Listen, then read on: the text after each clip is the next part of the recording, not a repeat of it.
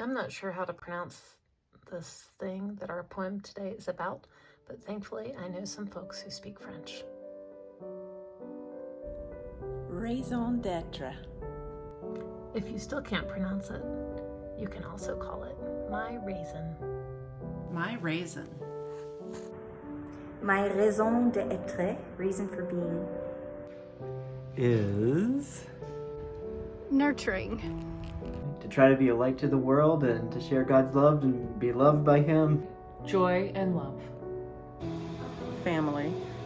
Celebration. Family. Bring glory to God. To support my family. My kids and my family. Family. To make at least one person a day feel heard. Being a mom and a grandmother. to love one another and to love God. I live to keep other things alive.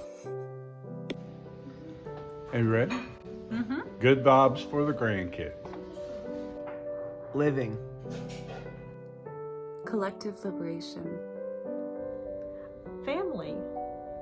To be happy. To love and be loved. To create. Love.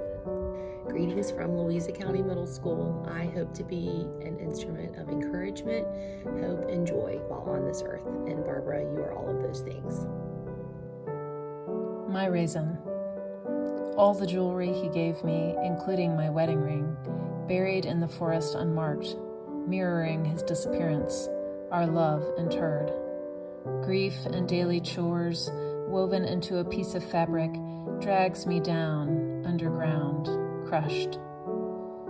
Just 2 years old, her world disrupted too. She cried horrible sobs when I left her at daycare. "Mommy, don't leave me." When I returned after a long workday, before my shadow hit the doorway, she launched herself airborne, knowing I would catch her.